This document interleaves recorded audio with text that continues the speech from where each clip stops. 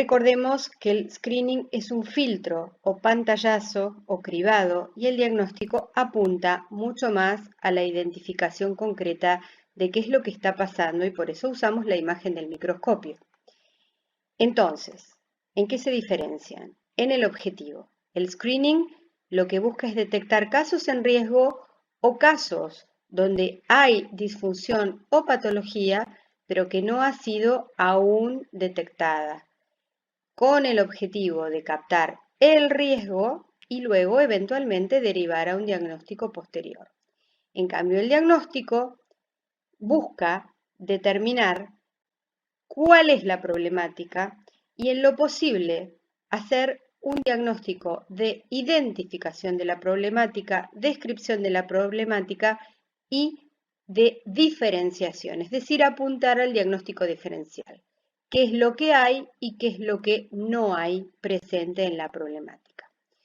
Otras diferencias son la sensibilidad, especificidad y brevedad.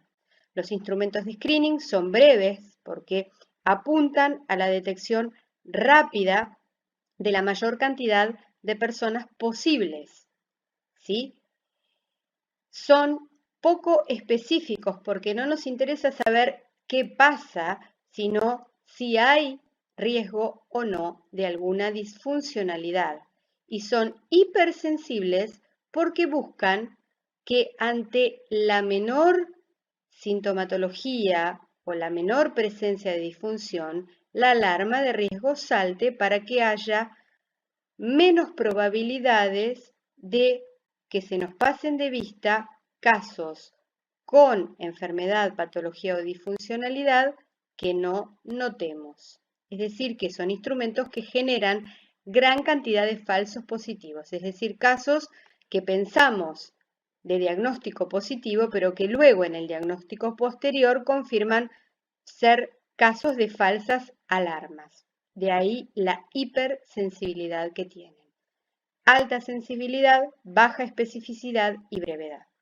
Los de diagnóstico, en cambio, no son breves, son mucho más largos porque son específicos, porque apuntan al diagnóstico diferencial, a ver específicamente qué tiene cada persona, cuáles son sus síntomas, cuáles son sus disfuncionalidades y también sus funcionalidades y cuáles no son esas funcionalidades y disfuncionalidades y a diferenciar el trastorno o disfunción de otros trastornos o disfunción que ese sujeto no presenta.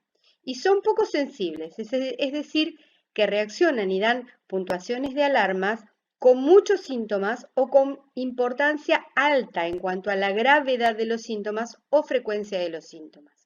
No son hipersensibles porque buscan detectar regularidades y especificidades en los diagnósticos.